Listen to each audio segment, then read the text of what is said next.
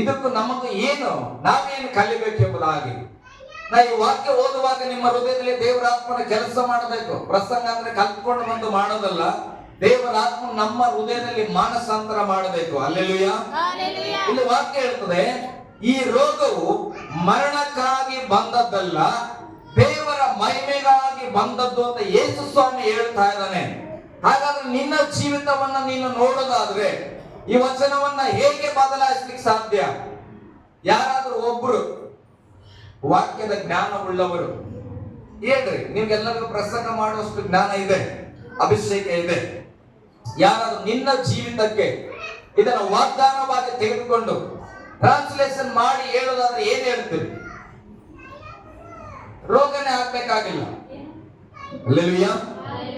ಗಟ್ಟಿಯಾಗಿ ಹಲ್ಲೆಲೂಯ.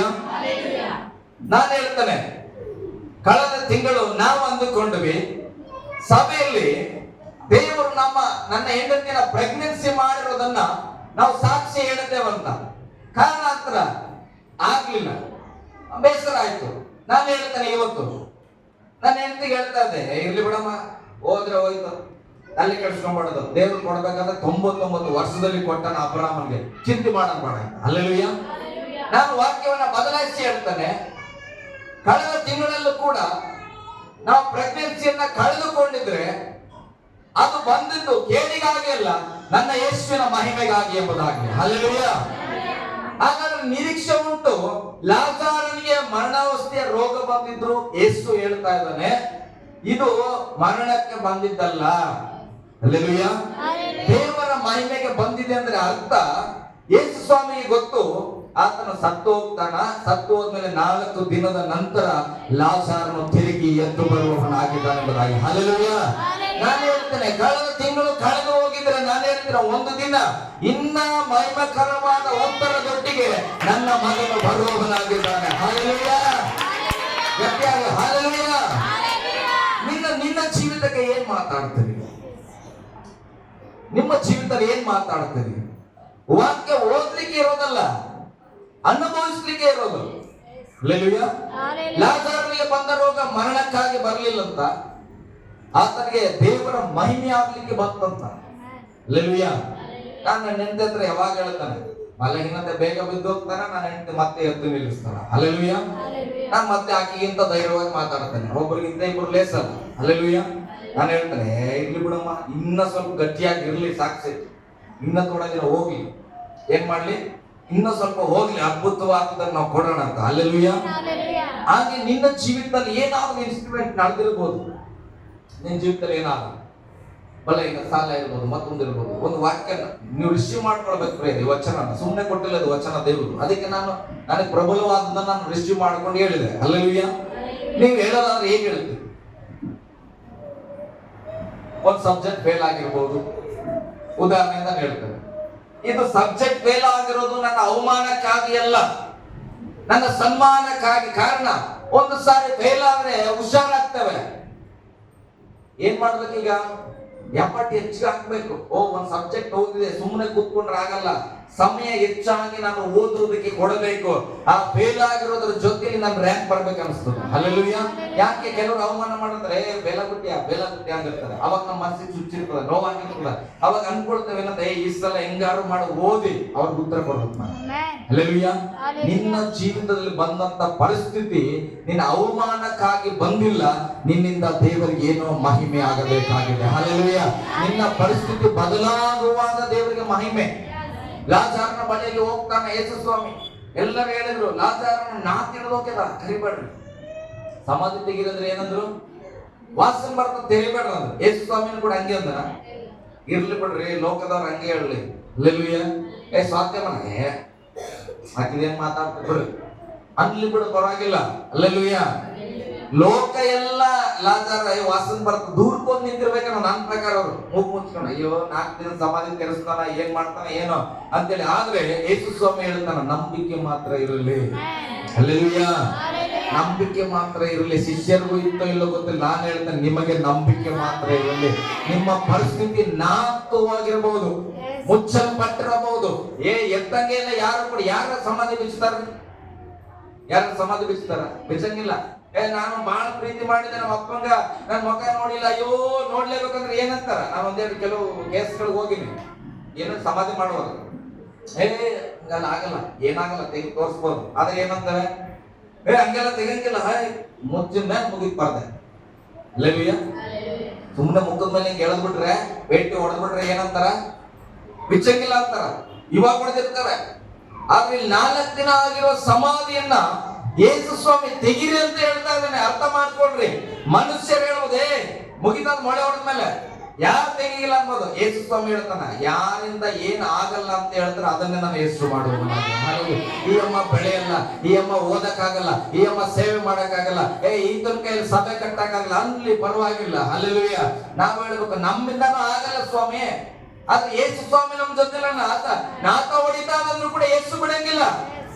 ಆತನ ಒಂದು ಗೊತ್ತು, ಆತನ ಮೊಳೆ ಹೊಡೆದಿರೋ ಸ್ಥಳಗಳನ್ನ ಬಿಚ್ಚಿ ಆ ಲಾಜಾರನ ಹೊರಗೆ ತರುವಾಗ ತಂದೆಯಾದ ದೇವರಿಗೆ ಮಹಿಮೆ ಅಂತ. ಹಲ್ಲೆಲೂಯ. ನಾನು ನಿಮ್ಗೊಂದು ಸತ್ಯ ಹೇಳ್ತೇನೆ, ನಾವೆಲ್ಲರೂ ಪರಿಸ್ಥಿತಿಗಳು ಕೆಳಗಿರ್ತೇವೆ, ಸಮಸ್ಯೆಗಳಿರ್ತಾವ. ಒಂದು ಥಾಟ್ಸ್ ತೆಗೆದುಕೊಳ್ರಿ, ಒಂದು ಆಲೋಚನೆ, ದೇವ್ರೆ ನಾನು ಈ ಸ್ಥಳದಿಂದ ಎದ್ದು ಬರ್ಬೇಕಾಗ ನಿನ್ ಮಹಿಮೆಗಾಗಿ. ನಮ್ಮ ಹೆಸರು ಹೋಗ್ಲಿ ಬಿಡ್ರಿ, ಅತ್ತ ಹೋಗ್ಲಿ, ಅಲ್ಲೆಲೂಯ, ಬಿದ್ದು ಹೋಗ್ಲತ್ತ, ಚಪ್ಪಲಿ ಹೊಡಿಲಿ, ನನ್ನ ಹೆಸರು ಚಿಂತೆ. ಆದ್ರೆ ನಾನು ಆ ಸ್ಥಳದಿಂದ ತಿರುಗಿ ಎದ್ದು ಬರುವಾಗ ನನ್ನ ದೇವರು ಮಹಿಮೆ ಪಡಿಸ್ಬೇಕು ಅಂತ ನೀವು ನಿರ್ಧಾರ ಮಾಡ್ರಿ. ನಿಮ್ಮ ಪರಿಸ್ಥಿತಿ ಎಂತ ಕೀಳು ಮಟ್ಟದಲ್ಲಿ ಇದ್ರೂ ಕೂಡ, ಸತ್ತು ಮರಣಾವಸ್ಥೆಯಲ್ಲಿ ಇದ್ರೂ ಕೂಡ ನನ್ನ ಯೇಸು ಅಲ್ಲಿಂದ ಬಿಡಿಸಿ ನಿಮ್ಮನ್ನ ಜೀವಂತವಾಗಿ ನಡೆಸುವನಾಗಿದ್ದಾನೆ. ಹಲ್ಲೆಲೂಯ. ಗಟ್ಟಿಯಾಗಿ ಹಲ್ಲೆಲೂಯ. ಇಲ್ಲಿ ವಾಕ್ಯ ಹೇಳ್ತದೆ, ಅದಕ್ಕೆ ಈ ರೋಗ ಬಂದಿದ್ದು ಮರಣಕ್ಕಾಗಿ ಅಲ್ಲ. ಹೇಳ್ರಿ, ಕಷ್ಟ ಬಂದಿದ್ದು ಮರಣಕ್ಕಾಗಿ ಅಲ್ಲ. ಜಗಳ ಬಂದಿದ್ದು ಮನೆಗೆ ಹೋಗಕ್ಕಲ್ಲ, ಇಲ್ಲೇ ಇರಕ್ಕೆ. ಎಲ್ಲಿರಕ್ಕೆ? ಇಲ್ಲೇ ಇರಕ್ಕೆ. ಸಾಲ ಆಗಿದ್ದು ನನ್ನ ಹೆಂಡತಿಗೆ ಹೇಳ್ತಾನೆ, ಧೈರ್ಯವಾಗಿ ಬಂತು, ಧೈರ್ಯ ಬಂತು. ಸಾಲ ಆಗಿದ್ದು ಅವ್ರನ್ನ ಬಿಟ್ಟು ಮೈಸೂರಿಗೆ ಹೋಗಕ್ಕಲ್ಲ, ಇಲ್ಲೇ ಇದ್ದು ಸಭೆ ಕಟ್ಲಿಕ್ಕೆ. ಹಲ್ಲೆಲೂಯ. ಗಟ್ಟಿಯಾಗಿ ಹಲ್ಲೆಲೂಯ. ನಾನು ಹೇಳ್ತದೆ, ಮೈ ಕೈ ಸಾಗಲ್ಲ, ಸಾಕಾಗ್ಬಿಡುತ್ತೆ ನನಗೆ, ಹೋಗ್ಬಿಡ್ತಾನೆ ನಮ್ಮ ಮನೆಗ, ಎಲ್ಲ ಮಾರಕ್ಕೆ ಹೋಗ್ಬಿಡ್ತಾನೆ ಅಂತ. ನನ್ನ ಹೆಂಡತಿ ಬೇಜಾರಾದ್ರು, ಹೋದ್ರು, ಬಾಗಿಲು ಮುಚ್ಕೊಂಡು ಹಾಕಿ ಪ್ರೇಯರ್ ಮಾಡಕ್ ಹೋಗ್ಕೊಂಡ. ಹಲ್ಲೆಲೂಯ. ನಾನ್ ಕಣಿ ಅಮ್ಮ ಏನಪ್ಪ ಏನ್ ಹೇಳಿದ್ರು ಒಂದು ಸಾರಿ ಕೂಡ ನಡಿ ಹೋಗೋ ಅನ್ನಲ್ಲ. ಹಲ್ಲೆಲೂಯ. ಏನಾರ ಜಗಳ ಮಾಡ್ರಿ, ಕಚ್ಚಾಡ್ರಿ, ಏನಾರ ಮಾಡ್ರಿ, ನಾನು ಹೋಗ್ತೇನೆ ಅನ್ಲಿ, ಹೋಗ್ ನೀನ್ ಹೋಗ್ ನಾನ್ ಬರಲ್ಲ ಅಂತಾರ. ಹಲ್ಲೆಲೂಯ. ಹಂಗ ಹಿಡ್ಕೊಂಡ್ಬಿಡ್ಬೇಕ್ರಿ. ಮನಸ್ಸು ಹೆಂಗ್ ಗೊತ್ತಾ, ಸತ್ರು ಪರವಾಗಿಲ್ಲ, ಅವ್ರಂತ ತೆಗಿರ್ಬೇಕು. ಹಲ್ಲೆಲೂಯ. ನನ್ನ ಉಸಿರು ಹೋಗ್ಲಿ, ಮನ ಬಿಟ್ಟು ನಾನು ಹೋಗಲ್ಲ ಹೇಳ್ರು, ನಾಮಲ್ಲಿ ಹೇಳ್ರಿ. ನಾನು ಸಾಲದಲ್ಲಿ ಇರ್ಲಿ, ಸಮಸ್ಯೆಯಲ್ಲಿ ಇರ್ಲಿ, ನೀತಿವಂತಿಕೆ ಬಿಟ್ಟು ಮಾತ್ರ ಹೋಗಲ್ಲ. ಹಲ್ಲೆಲೂಯ. ಹಲ್ಲೆಲೂಯ. ಪರಿಸ್ಥಿತಿ ಬದಲಾಗಿರೋದು ದೇವರ ಮಹಿಮೆಗಾಗಿ. ನಂಬಿಕೆಯಿಂದ ಪ್ರಾರ್ಥನೆ ಮಾಡಿ ನಿಮ್ಮ ಜೀವಿತ ಉಜ್ಜೀವನದಲ್ಲಿ ದೇವರು ನಡೆಸುವನಾಗ್ಯಾನ. ಹಲ್ಲೆಲೂಯ. ಓಕೆ, ಬಹಳ ಸಂತೋಷ ಆಯ್ತು. ನನ್ನ ಕತೆ ಮುಗ್ದದ, ನಾನು ತೆಗೆದುಕೊಡ್ತೇನೆ, ಸಾಕಾಯ್ತು ನಮ್ಗೆ.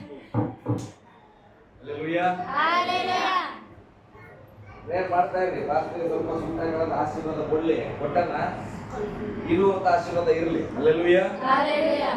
ಕಷ್ಟಪಟ್ಟು ನಾನು ಹೆಂಡತಿಗಾಗಿ ಹಾಕೊಳ್ತಾನೆ. Okay, hallelujah. ಯಾಕೆ ನಾನು ಯಾವಾಗ್ಲೂ ನಾನು ಹೆಂಡತಿ ಅಂತ ಹೇಳ್ತಾನಂದ್ರೆ, ಹೆಂಡತಿ ಇಲ್ಲದೆ ನಾನು ಪರಿಪೂರ್ಣ ಆಗಕ್ ಆಗಲ್ಲ ಅಂತ ವಾಕ್ಯ ಹೇಳ್ತೀನಿ. ನಾನಿಲ್ಲದ ನನ್ನ ಹೆಂಡತಿ ಪರಿಪೂರ್ಣ ಆಗಲ್ಲ ಅಂತ. ಹಲ್ಲೆಲೂಯ. ಪ್ರೀತಿಸ್ರಿ ನಿಮ್ಮ ಹೆಂಡತಿಯನ್ನ, ನಿಮ್ಮ ಗಂಡನನ್ನು ಹೆಚ್ಚಾಗಿ ಪ್ರೀತಿಸ್ರಿ. ದೇವರು ಖಂಡಿತವಾಗಿ ನಿಮ್ಮನ್ನ ಮೇಲಕ್ಕೆ ತೆಗೆದುಕೊಂಡು ಹೋಗ್ತಾನೆ. ಓಕೆ, ಇನ್ನೊಂದು ವಚನ, 36ನೇ ವಚನ ಓದ್ರಿ.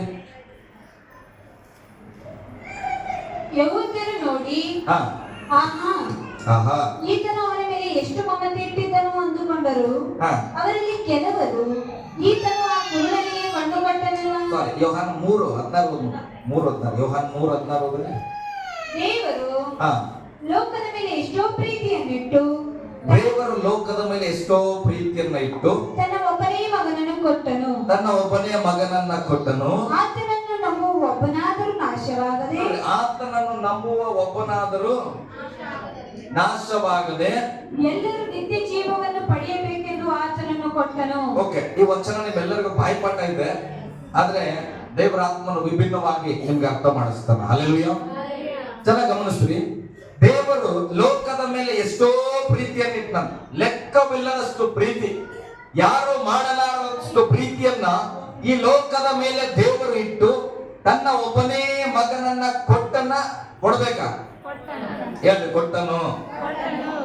ಮುಂದೆ ವಚನ, ಆತನನ್ನು ನಂಬುವ ಒಬ್ಬನಾದರೂ ನಾಶವಾಗದೆ ಎಲ್ಲರೂ ನಿತ್ಯ ಜೀವವನ್ನ ಪಡೆಯಬೇಕೆಂದು ಆತನನ್ನು ಕೊಟ್ಟನು. ಹಲ್ಲೆಲೂಯಾ. ಹಾಗಾದ್ರೆ ವಾಕ್ಯ ಹೇಳ್ತದೆ, ಯೇಸುವನ್ನ ನಂಬುವ ಒಬ್ಬನಾದರೂ ನಾಶವಾಗದೆ. ಹೇಳಿ, ನಾಶವಾಗದೆ. ಯಾರ್ಯಾರು ಯೇಸು ನಂಬಿರಿ? ಹಲ್ಲೆಲೂಯಾ. ಯೇಸು ಯಾಕೆ ಭೂಲೋಕಕ್ಕೆ ಬಂದನಂದ್ರೆ, ಯೇಸು ಬಂದಿರೋದನ್ನ ನೀನ್ ನಂಬಿದಿ. ಅಶ್ವಿನಿ ತಂಗಿ ನಂಬಿದ್ರು, ನಮ್ರತ ನಂಬಿದ್ರು, ಸಭೆ ನಂಬಿದ್ರು. ಹಲ್ಲೆಲೂಯಾ. ನಾನು ನಂಬಿದೆ. ಈಗ ದೇವರ ಉದ್ದೇಶ ಏನು ಗೊತ್ತಾ? ನಂಬಿದ ನೀನು ನಾಶವಾಗಬಾರದು ಅಂತ ದೇವರು ಯೇಸು ಸ್ವಾಮಿ ಕೊಟ್ಟಿರೋದು ನಿನಗ. ಹಲ್ಲೆಲೂಯಾ. ಗಟ್ಟಿಯಾಗಿ ಹಲ್ಲೆಲೂಯಾ. ಮತ್ ಕಷ್ಟ ಬಂದಾಗ ನಮ್ಮ ಬಾಯಿಂದ ಏನ್ ಆಯ್ಕೆ ಮಾಡ್ತೇವೆ? ಹಲ್ಲೆಲೂಯಾ. ಸಮಸ್ಯೆ ಬಂದಾಗ ಏನಂತೇವೆ? ನಾಶ ಆಗ್ಬಿಡ್ತೀವಿ ಅನಿಸ್ತದ, ಅಲ್ಲ? ನಮ್ ಜೀವ ಹಳದೋಗ್ಬಿಡ್ತದ ಅನಿಸ್ತದ, ಕಳೆದೋಗ್ಬಿಡ್ತದ ಅನಿಸ್ತದ, ನಾವು ದೇವ್ರನ್ನ ದೂರ ಹಾಕ್ಬಿಟ್ಟಿವಿ ಅನಿಸ್ತದ, ದೇವ್ರು ನಮ್ಮನ್ನು ಸೇರಿಸ್ಕೊಳ್ಳಲ್ಲ ಅನಿಸ್ತದ. ಹಲ್ಲೆಲೂಯಾ.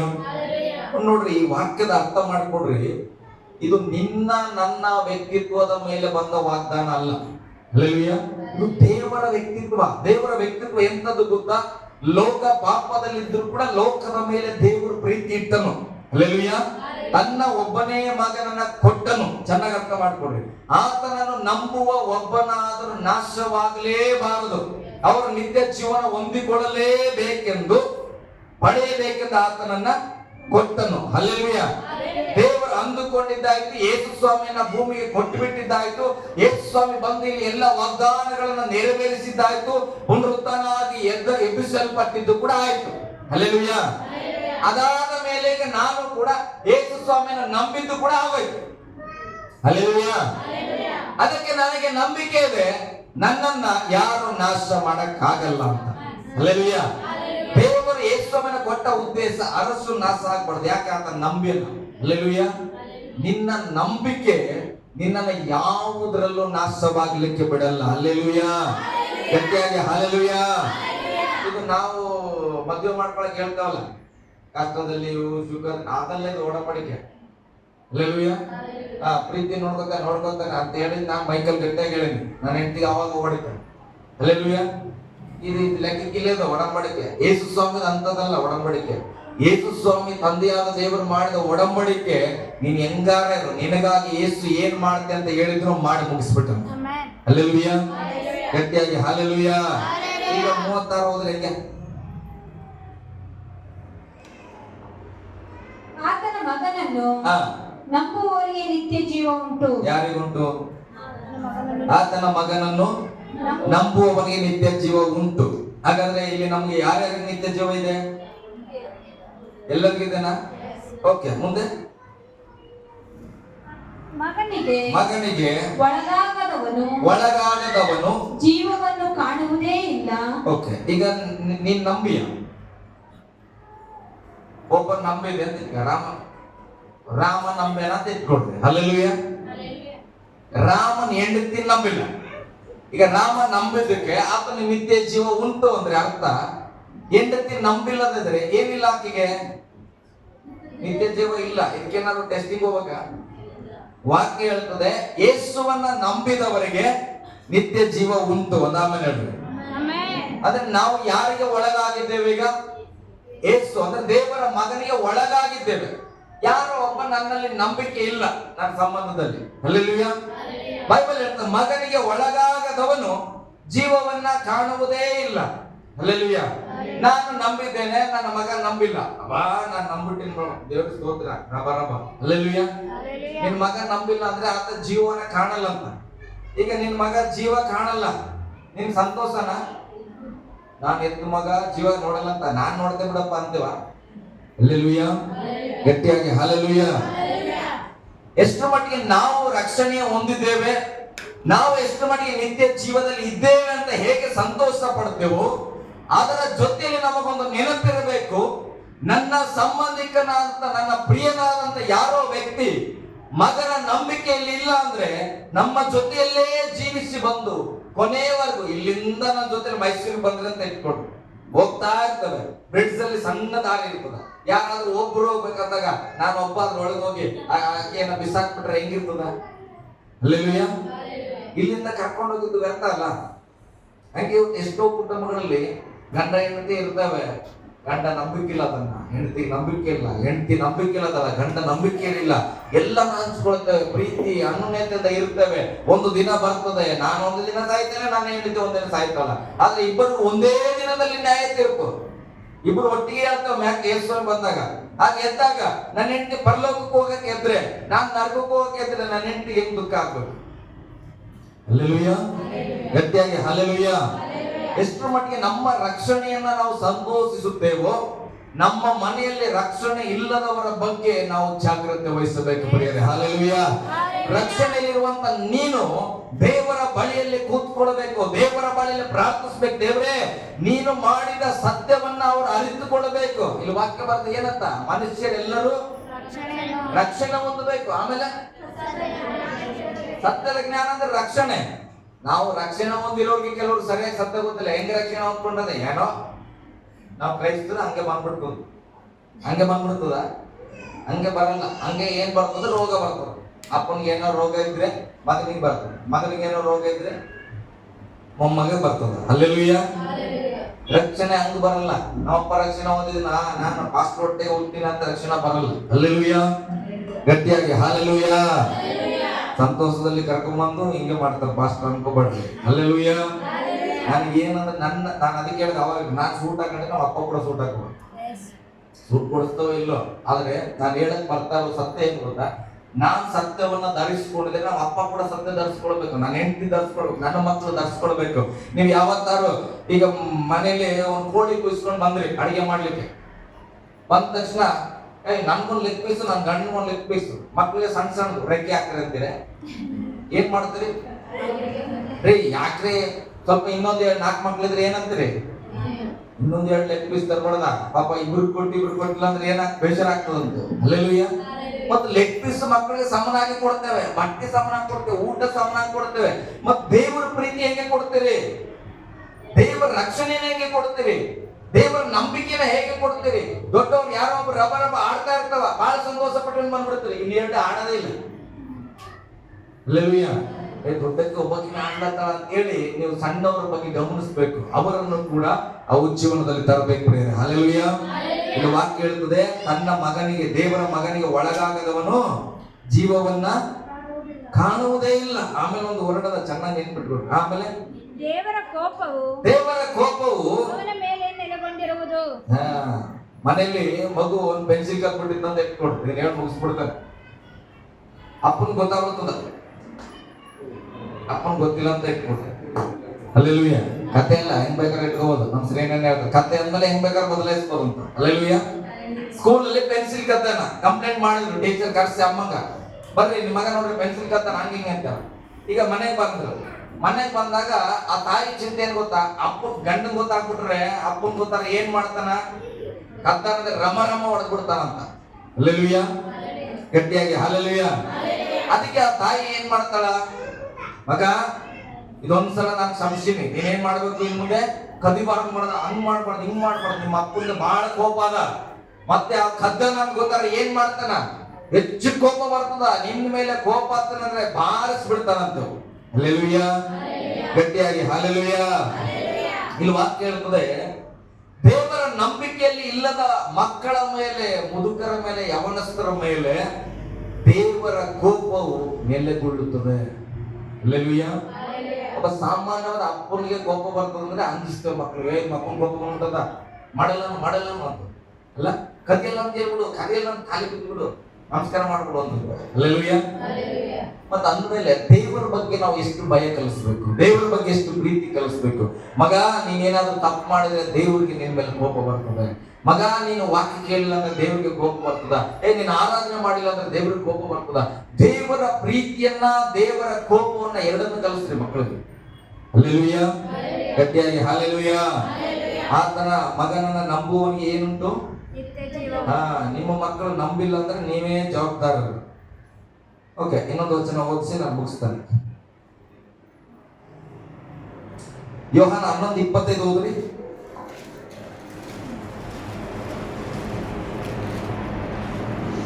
ನಾನೇ ಪುನರುತ್ಥಾನವು. ಯಾರು? ಯೇಸು ಆಕೆಗೆ ನಾನೇ ಅಂತೇಳಿ ಮತ್ತೆ ನಾನೇ ಅನ್ಕೊಂಡ್ರೆ ಕಷ್ಟ ಅಲ್ಲ. ಅರ್ಸು ಪಾಸ್ಟ ಪುನರುತ್ಥಾನ ಆಗಿರಂತ ಅಂದ. ಹಲ್ಲೆಲೂಯಾ.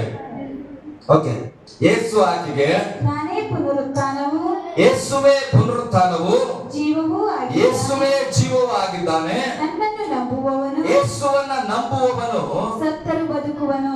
ಸತ್ತರೂ ಬದುಕುವನು. ಹಲ್ಲೆಲೂಯಾ. ಗಟ್ಟಿಯಾಗಿ ಹಲ್ಲೆಲೂಯಾ. ಯೇಸುವೇ ಪುನರುತ್ಥಾನ, ಯೇಸುವೇ ಜೀವ, ಯೇಸುವೇ ಮಾರ್ಗ, ಯೇಸುವೇ ಸತ್ಯ.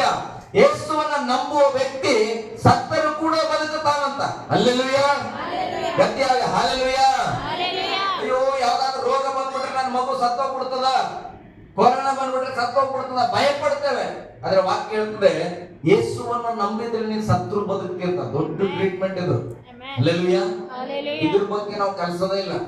ಹೊರಗೆ ಹೋಗ್ಬೇಡ, ಅದು ಮುಟ್ಬೇಡ, ಅದು ರೋಗ ಬರ್ತದ, ಹಾವು ಮುಟ್ಬೇಡ, ಕಟ್ಬಿಡ್ತದ, ಸಾಯಿ ಬಿಡ್ತದ, ಅದು ಮಾಡ ಎಲ್ಲ ಕಲಿಸ್ತೇವೆ.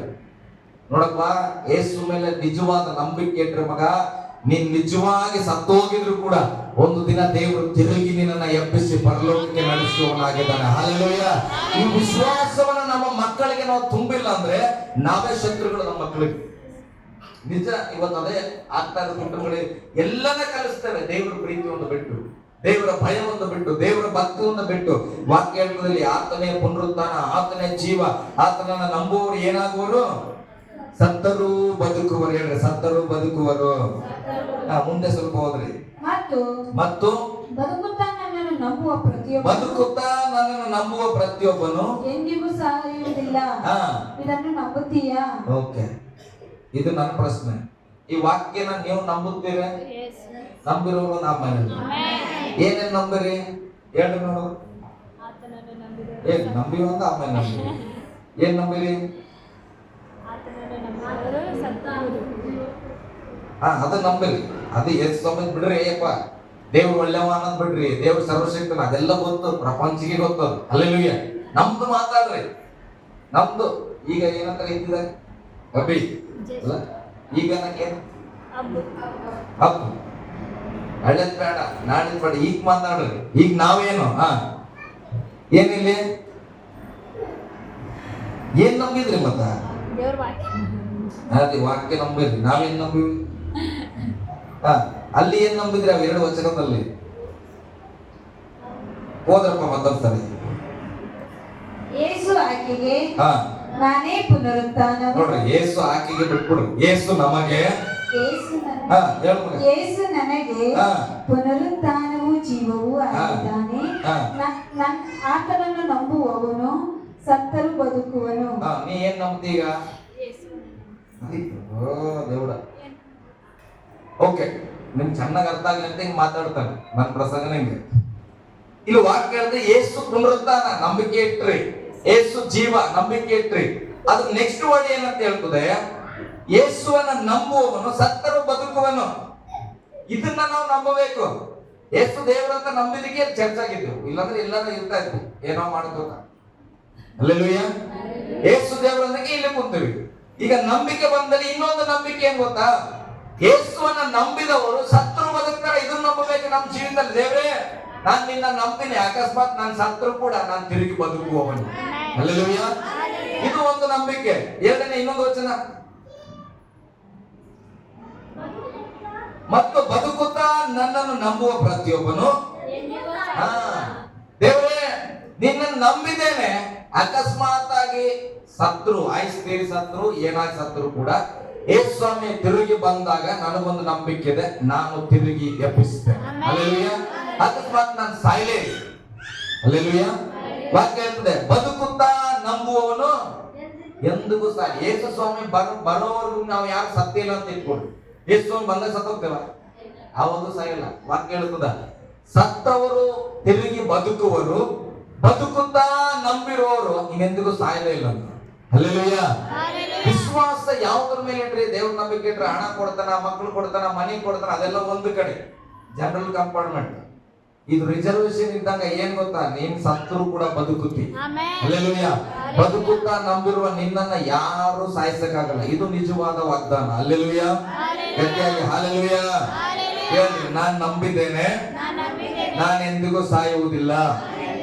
ಇನ್ನೊಂದ್ಸಲ ಗಟ್ಟಿಗೆ ಹೇಳ್ರ ಮಾತು. ನಾನು ನಂಬಿದ್ದೇನೆ, ನಾನು ಎಂದಿಗೂ ಸಾಯುವುದಿಲ್ಲ. ನಿನ್ನ ನಾವೇ ಸಾಯಿಸ್ಕೊಡ್ತೇವೆ ಅಂದ್ರೂ ಕೂಡ ಅವ್ರು ಸಾಯಿಸ್ತೀವಿ, ನಾವು ಸಾಯ್ಬಿಡೋದು. ಅರ್ಥ ಆಗ್ತದ? ಹಲ್ಲೆಲೂಯಾ.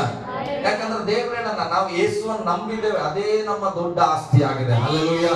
ನಾವೆಲ್ಲರೂ ಕರ್ತನ ಸನ್ನಿಧಿಗೆ ಎದ್ದು ನಿಂತುಕೊಳ್ಳೋಣ ಪ್ರೇರೆ. ಸಮಯ ಆಗಿದೆ, ಎದ್ದು ನಿಂತುಕೊಳ್ಳೋಣ.